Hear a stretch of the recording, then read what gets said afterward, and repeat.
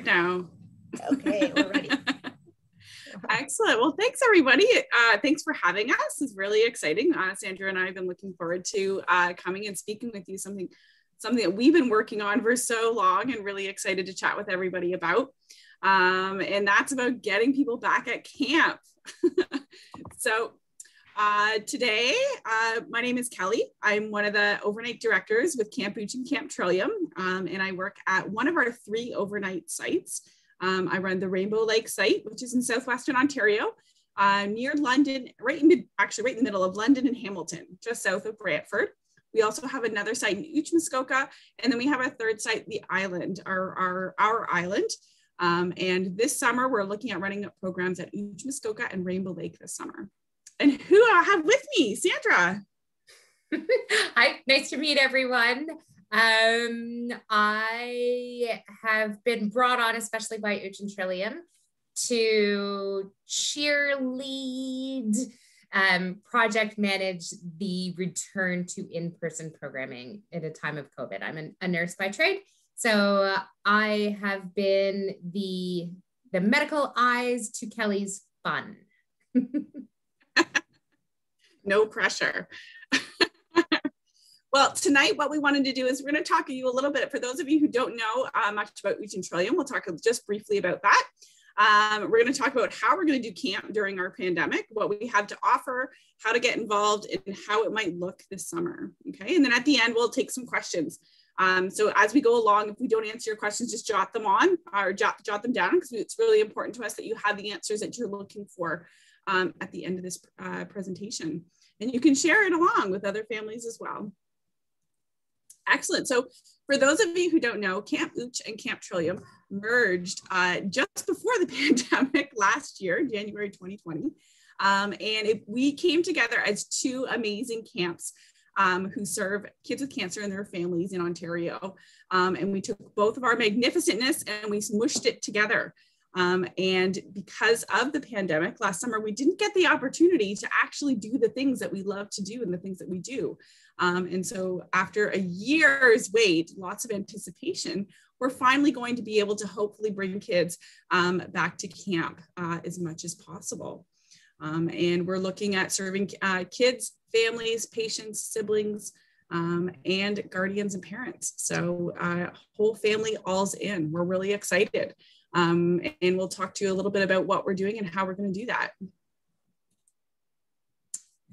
So camp and COVID, not a sort of easy smushing together or natural fit. And so that we have some magnificent people working for us, but we really needed to make sure that we took all the smart people in Ontario and put them together to make sure that we can run a really safe program this summer.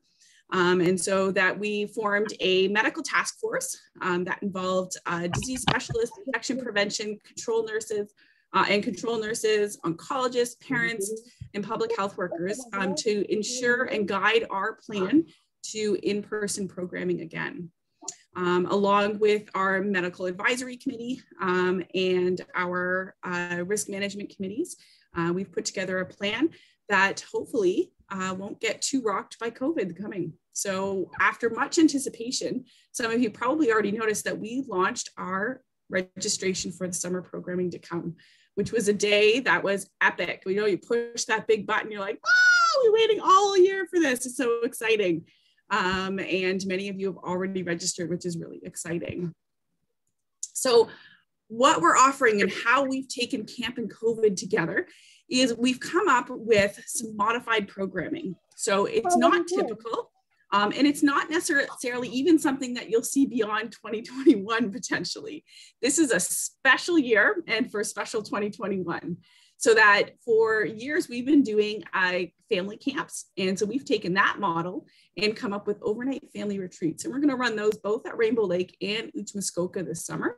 And we'll tell you a little bit more about that as we go along in the presentation. We're also going to run day camps. We're going to run a day camp in London, Toronto, and Ottawa this year. We're going to run a leadership day camp in Toronto. We are going to run as many community programs for the family and for teens as possible, but all in Toronto, London, Hamilton, and Ottawa. And we are going to continue running our in-hospital programs in London, Hamilton, and Toronto, getting as much opportunity to see as many families as possible. So how are we going to do that, Sandra? We are, I think we all have to note that I just sneezed. And so one of the things we're going to be doing is screening and lots of symptom screening. And we're very lucky to have the advisors of the folks on the medical task force, as well as our own internal medical advisory committee. And we have a plan for sneezing because it's allergy season. So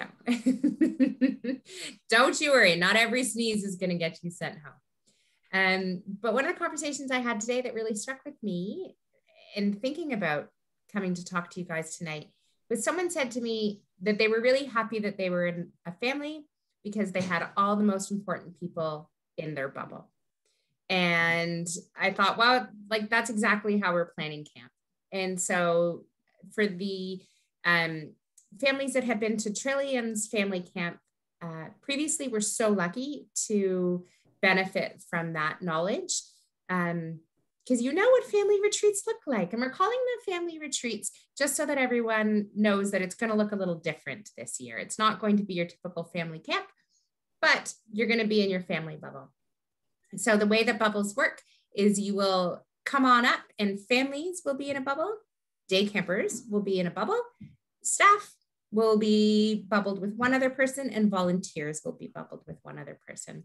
And it's just the same way we have managed for the last 14 months.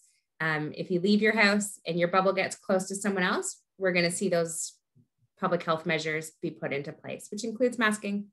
So we will be asking folks to wear the non-medical face masks. Any time that you are unable to maintain physical distance of 6 feet, anytime that you are indoors, and anytime that your bubble is feeling close to one another.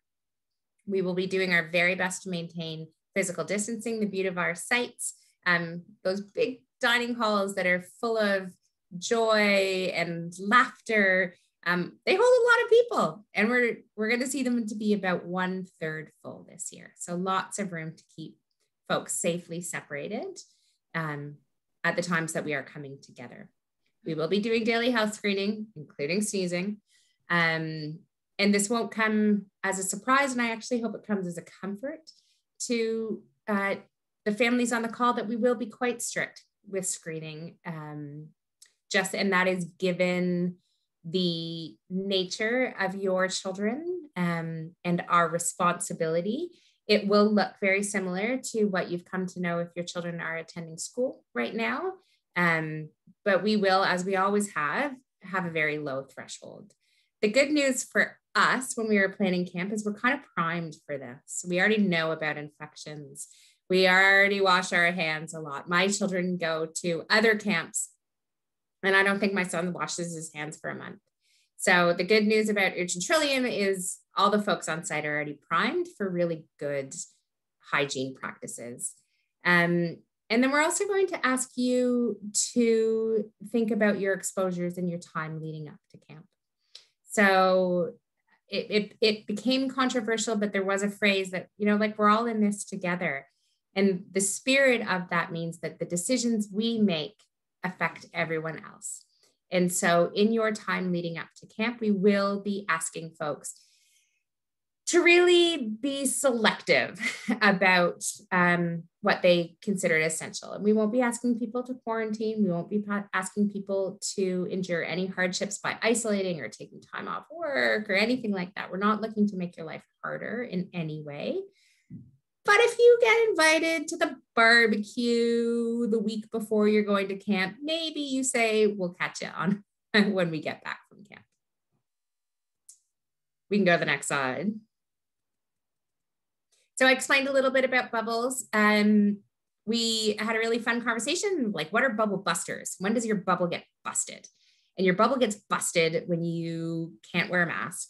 And those are times when you're sleeping and eating, or you're in close contact with folks. And so that's the bathrooms. So our bubble busters are eating, sleeping, and using the washrooms. So you will be eating, sleeping, and using the washrooms with people in your own bubble.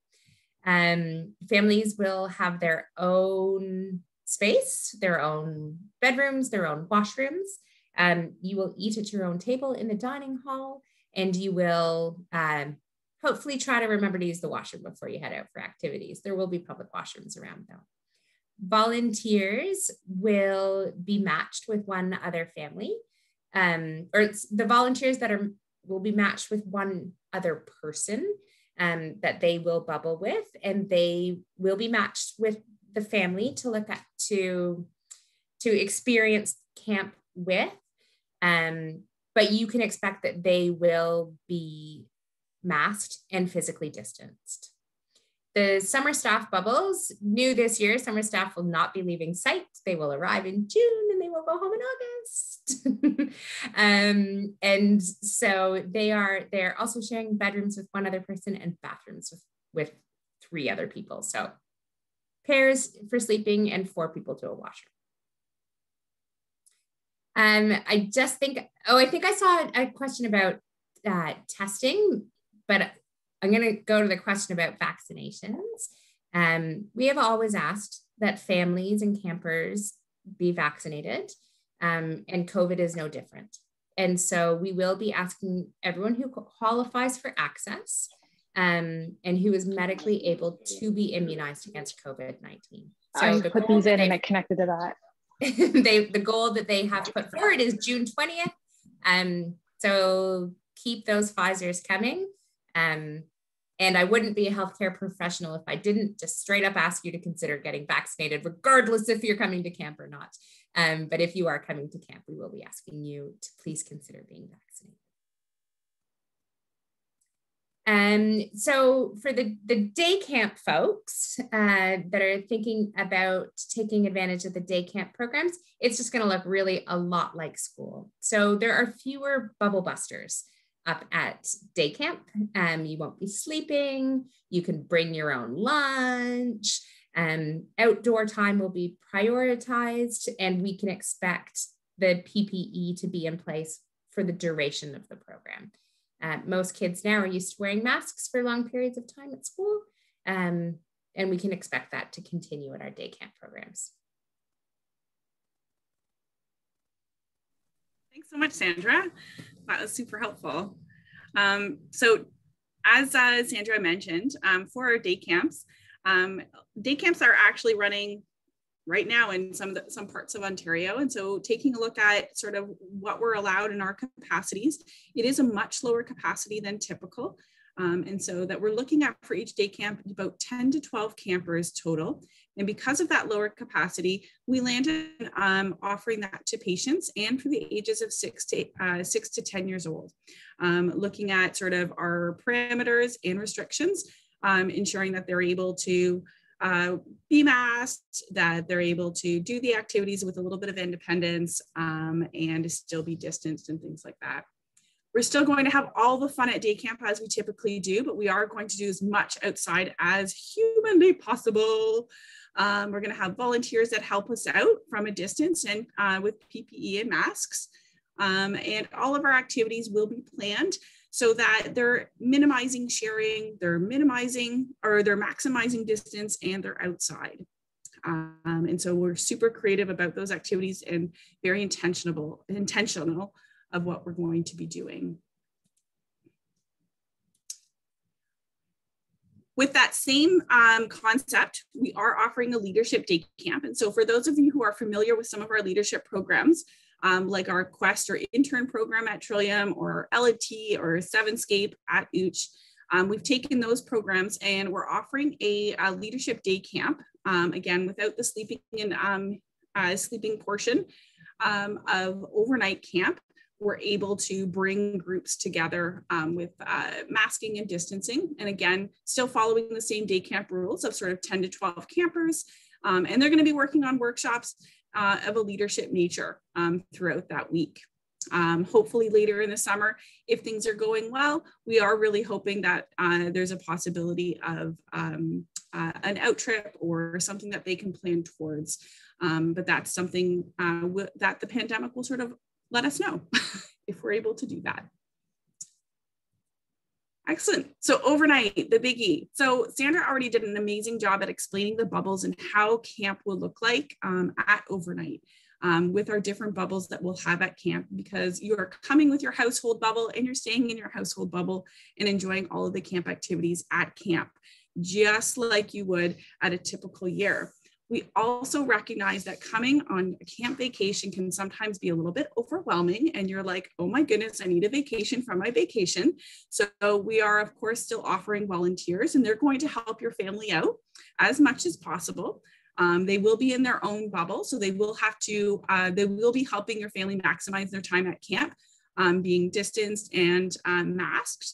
But we can do a lot of things verbally, just like a teacher would, or just like a daycare worker, things like that. You'd be pretty amazed. So you'll have helping hands. And so as mentioned, we've done family camp for years, and we've taken that family camp model and we're making that into family retreats. And we are calling it retreats because it is going to look a little bit different. They are still going to be 5 days and 4 nights. The whole family still gets to come. So parents, guardians, siblings, patients, all coming to camp together. There's going to be 9 of those sessions at both Rainbow Lake and Ooch, Muskoka. And so that's 18 sessions, which is fantastic. We are limited by our capacity, making sure that we have space. And there's some pros and cons here, ladies and gentlemen. As Sandra mentioned, you get your own living space and your own bathroom. What does that mean? You get a whole cabin side at Rainbow Lake. What? That's pretty exciting.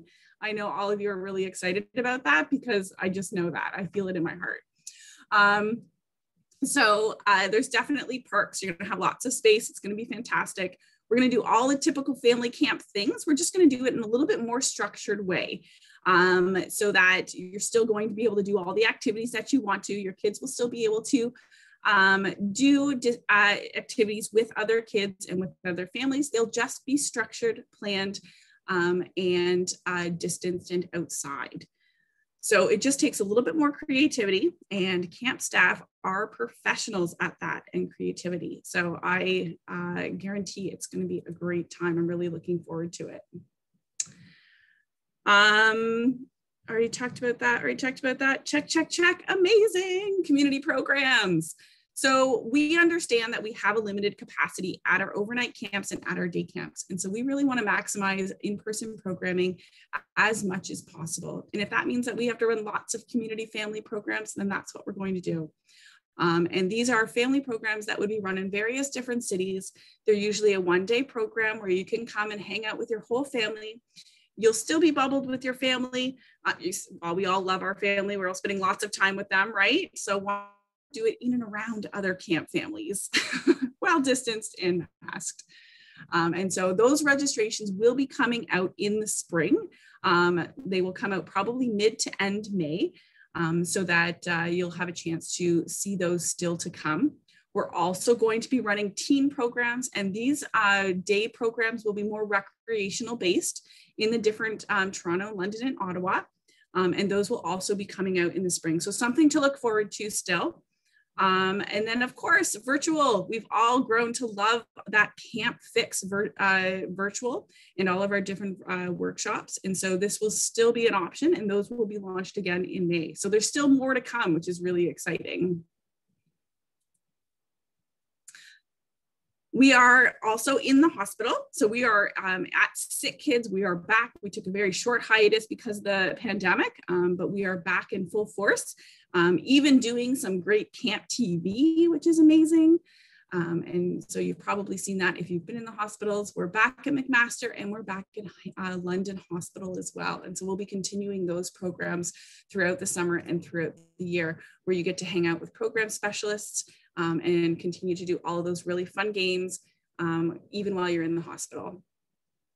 If you haven't seen our enrollment for camp, since we're merged, we are going with the amazing campsite online registration. I love it. I'm obsessed with it. It's amazing. There's lots of perks to it. So if you haven't already registered, there's the website.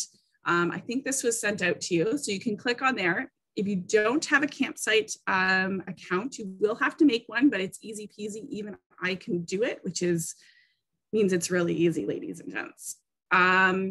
So you can register. You'll come up with all the options that are available to you and your family, both in person, virtual, everything that's available.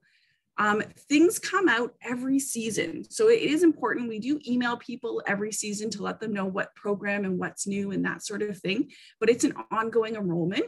For overnight program, for those of you who don't know, everybody who does attend camp will have to fill out a med form. We're only asking right now for you to fill out the patient med form until we're able to complete confirmations.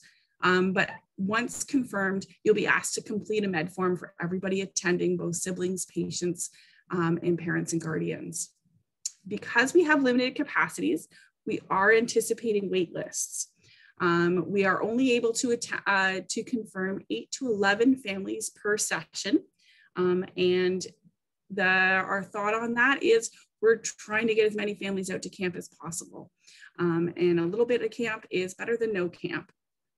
So we will be communicating about mid-April about the confirmations that we have.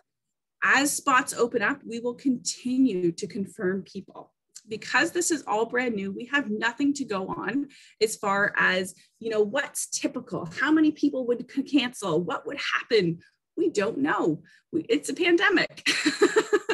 We're not sure how many people would be interested or available in coming to camp. We don't know exactly how many cancellations we would get. In a typical year, I could be like, for sure, you're number 2 on the wait list, you're getting in. But we don't have that experience going into this year. So we're asking for lots of patience and understanding, and we're going to communicate as best possible with all of you, letting you know if we really feel like we might be able to get a spot or if we won't. But we're going to do our very best. So please just communicate and be patient with us as best we can. And that brings up all of my discussions or my talking. So let's talk about you guys. You guys have questions? I'd love to answer them. I know Sandra would. She's got all the answers in the entire world. I ask her everything. Thank you for this great presentation, guys. It's wonderful, very informative. And as Kelly said, if you have any questions, you can write them in the chat or just speak and turn your camera on or not, whatever you feel comfortable with. Are there any questions right now? Or if not, I'll just go to the ones in the chat first. I have a question. Okay, Emily, go on. Griffin wants to know how swimming will work. That's a great question.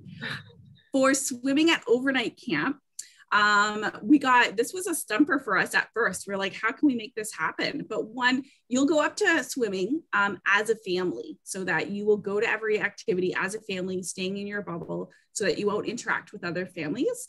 And so you will be able to be unmasked in the water because there won't be any other families there.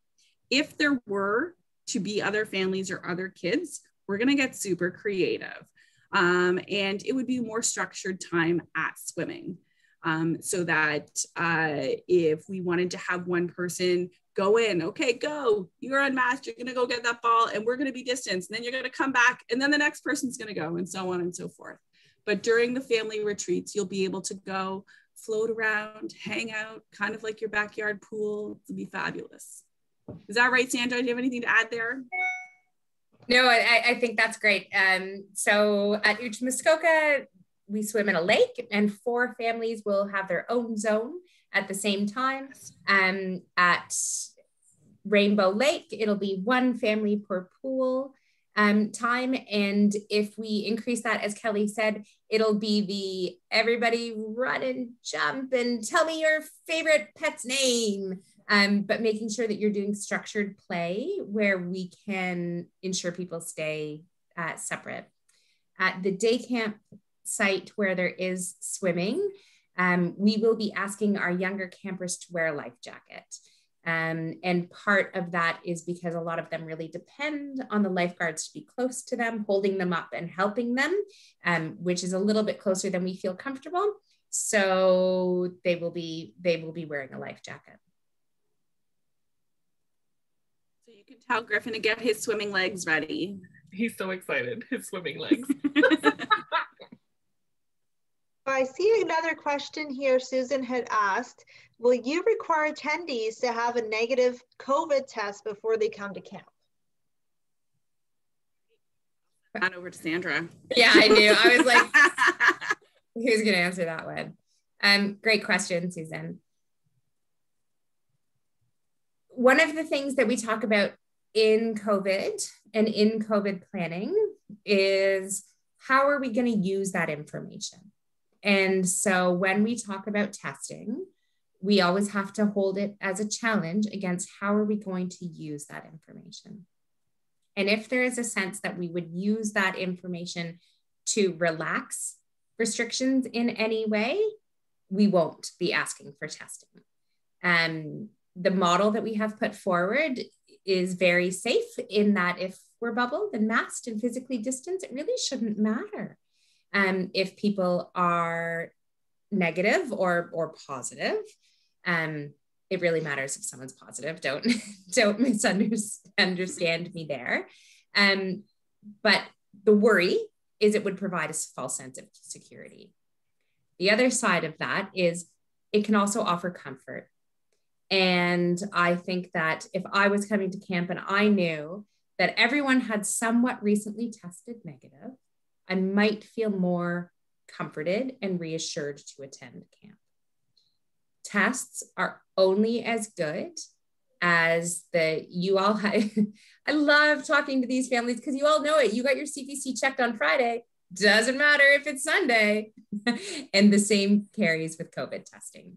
So you can test negative on Friday and you come up for your session on Tuesday, there's no guarantee you're still negative. So it is something that we are actively talking about. It is something that I have meetings, very exciting meetings with the tertiary care centers who are very interested in supporting testing for camps. So I can't give you the exact answer right now, but it is a very, very pressing topic that the whole province is weighing in on. Does that answer your question? Is that reasonable? I'd love to hear from you guys too.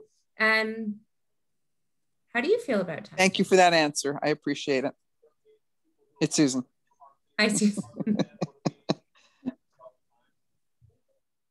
Tell me, I have a captive audience. We talked about it as a family, how we would feel comfortable going to camp, that sort of thing. And we also felt that getting tests could give people a false sense of security. So we would rather that those, like all the masking and that sort of thing was up and going, because you're always questioning that sort of thing. So we wouldn't mind if you took a test from us, like as we got off the bus or whatever you want to do. But we're totally okay with whatever you guys decide, if that makes any sense. We understand if you need the test, and we understand if you're not testing because of that false sense of security. So that's how our family feels. Yeah, and it's a debate we keep talking about. And also the utility of it. So if we can get you guys simple tests close to home, it's easy, you know, then the risk reward is there. If we're asking folks to take a day off work and travel to some testing center in, you know, the middle of downtown Toronto where you're gonna have to pay $60 for parking, like, so there's, if we can do it easy and it's going to be comforting to folks, then we're on board. But we don't want people to let up because of that false sense of security. There's a comment here on the chat from a parent. She says, my son has had too many nose swabs during treatment. He would rather not go to camp than get a test. Yeah. And I mean, I have kids, and yes, we've all been a little bit over tested. Some of the emerging science that we are speaking to with the hospitals are around alternatives to a deep nasal swab. And for some children, it's really traumatic. So it's not just sort of like a pain in the butt. It's a real trauma, and like their ports get accessed and they need pokes and they're admitted to hospital, and there's already a lot of trauma in this community. And are we going to say, no, you have to have a test? And that could actually introduce more trauma to some families. Mm-hmm. And Suzanne wrote test parents only, perhaps, maybe. Yeah, also an option. That's a great idea. I had a question here. I have some questions from parents who submitted questions in advance when they registered. And this is another one about testing. She said, why can't rapid testing be deployed to Ooch to allow the kids to have in-person camp without the families? So has anyone ever done a tuck raid at camp? You know, tuck raids where you break in? I'm about 5 minutes away from doing a tuck raid to the Air Canada because I think they have all the rapid tests. And so rapid tests were really just very newly approved in Canada. Without getting too scientific here, rapid tests are really good at determining if a symptomatic person has COVID or not. So if someone presents to you and they're coughing and they have a fever, you can give them one of these rapid tests and decide if it's COVID. What they are less good at is catching asymptomatic people or pre-symptomatic people. It's just not as sensitive. And so with the rapid tests, you really have to look at the utility, because the reality is if you have a fever and cough, I don't care if you have COVID, you're going home. Because we might have NutriKey peanut kids on site. And so the utility of rapid tests was really questioned. But if anyone's into the tuck raid, I'm game. Let's do it. Thanks, Sandra. Susan had asked in the chat, will registration be first come, first serve when you sign up, or will you have some sort of priority list, such as new families who've never been to camp before? Yep, definitely. It's something that we thought of because we know we are anticipating wait lists and not necessarily being able to give a spot to absolutely everyone during our summer months. We are also maximizing our fall weekends as long as the pandemic allows us. So we will be opening up spots there. So people who didn't get a chance to come in the summer will be prioritized for the fall. The way prioritization will go this summer is definitely not first come, first serve. It will be families who are newly diagnosed, who aren't able to access other recreational programming, and going from there, basically. So looking at the needs and who comes to camp or who wants to come to camp, we're going to do our best to give people an option for an in-person program. That might also mean that if you choose to come to day camp, that you would be less of a priority to come to family retreats and vice versa. Every family needs different things during this pandemic, and we're trying to find the best way to ensure that most families can get an in-person programming experience. Thank you, Kelly. Before I go on, any questions now? Okay. The next question I had was another advanced question. The parent said, my son has anaphylaxis food allergies. With the camp merger and COVID protocols, can we still safely rely on the food prep to be allergy safe? Yep. Sandra is vigorously shaking her head in a nodding. Yes. I'm nodding my head. I meant nodding. I meant this. I apologize. Yes, definitely. Our food prep will absolutely be the same. We will be screening food that comes into camp for the allergies and anaphylaxis that are in that session. And we continue to be a nut aware site as well. Thank you. I will take the opportunity to just capitalize on some of this. What's different for folks that have only had their children go to camper only programs is we will still have the same nursing staff. So there will be 3 nurses on site, 2 of whom will be oncology nurses. And we will most likely also have a physician on site. So there may be times that we will be asking for a bit more of a care by parent model. And that might mean checking your child's chemo dose with the nurse before it's given, those sorts of things. But we aren't taking our foot off the gas on what our medical centers look like. Great. There's another question. I think this was answered already though in your presentation. Will there be more than 1 family per cabin this year? And you said no, right? Every family has their own cabin? Yeah, well, it's based on the site. So at Rainbow Lake, it's a cabin side. At Ooch, Muskoka, it's a room in their own bathroom. So they will have their own private space. Great. And what will the food eating situation be like in a cafeteria with others now? From what I understood, you said yes, but they'll be separated, right, in your bubble, right? How will that be in the cafeteria? Yeah, so typically, actually, if you come to family camp, it's almost like a natural migratory thing that happens, that families end up eating at the same table. Like, oh, that's my table. Great, we're just gonna formalize that then. We're just gonna say that's your table for the whole week.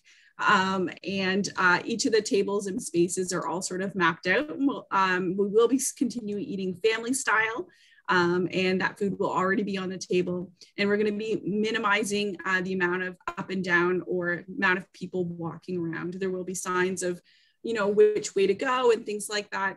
And so anytime you leave a table, you will be masked and re-sanitizing and things like that. But because we're at 3rd capacity, there will be lots of space in the dining halls for people to be distanced and eating. Thank you. Oh, we got a question here in the chat from Meryl. Are you allowing families to attend more than 1 week if there are spots available later in the season? Great question. If we have an opportunity to bring other families back, great. Do I anticipate you being able to have another site or another session? No. Because of our small numbers, likely it will be 1 opportunity this year. From Kathy, can families with teenagers join the retreat overnight stay? Our kids go up all the way to 18 19, sorry. So if your kids want to come and join you at retreat, I think, yes, please bring them. We will have teen lounges. We're gonna be pretty cool. So you can let them know and reassure them that family camp and family retreats continue to be as cool as they always were. Wonderful, thank you. There was a parent that had made a comment, not a question. She said, I wish Rainbow Lake had a teen program. Anything you can say about that? Yes, I know. And, it's the teen programs are a little bit tricky because our models are bringing families together and staying within your family bubble for our overnight programs. That's really the limiting factor for our teen programs, is that we're not creating bubbles, we're maintaining the family bubbles. And so that's why we don't have overnight programs for kids and teens at the different sites at this point. And so that we are a little bit limited. That hopefully maybe in the fall, you never know, but we're keeping our fingers crossed and our minds open about that. We do in fact have a secret flex up plan. It is secret. I believe my last comment to Kelly was slow down. Yes. But I only share that so that we want as many people to get up to camp as is safe to do so. And there are plans in place. Cool. Thank you. Another parent had said that she wanted to talk about teen canoe trip possibilities. So I'm not sure what that means, but maybe you guys know. Teen canoe trip possibilities? Sandra has an amazing answer for this, so I'm going to let her take it. Oh, yeah. So this one can go to No Fun Mom. The reality is we need to be considerate of the fact that with teens going out into the wilderness, we will lose some control on their ability to maintain the necessary public health measures. So we need to be a little bit real about that, which poses a challenge because what it does is encourages us to build the safest program we possibly can. Wilderness trips are quite easy to pull off, right? Like we can stop at the No Frills and we can go on a canoe trip. So at this point in the pandemic, it has felt like a riskier program for us to plan for in detail. But it is also a program that we can pull off with very short turnaround time. So there are plans in place for teen programs. The teens will be sleeping on their own in their own tent. That's something to consider. They will have to carry their own pack. There won't be a standard kitchen stuffed sack where everybody puts their dishes in and all your bed stuff goes in together. So teens will be carrying their own pack. This is somewhere where I think testing and a somewhat rigorous testing protocol would be justified. And it is hoped that it will occur as late as possible in the summer to allow the pandemic to cool as much as possible and possibly even allow those teens to access vaccinations. And so those are where we're at in the teens. We are not lost that it is probably also the program that will offer the greatest impact. And so the teens during the pandemic have endured the greatest consequence with the littlest control. And that's not lost on us. So the energy behind making a teen program happen is huge. But we need to live in a little bit of reality. Are they gonna socially distance when they are away from No Fun Mom? And so at this point, our energy has been towards getting the other programs going. And I will be the trip nurse for that trip if we can pull it off, I promise. I want to go with you, Sandra. Thank you.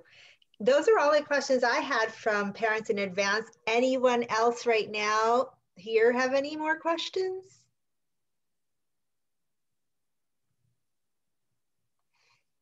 If you think of anything else, Kelly, is it okay if I forward them to you? You can email OPAC at info@opacc.org, and I can forward your questions to Kelly to answer, if that's okay. And also welcome to email us directly.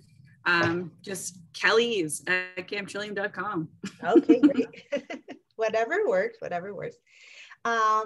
Okay, I think this was a really great informative presentation. I hope this camp season is very successful and safe and wonderful for everybody.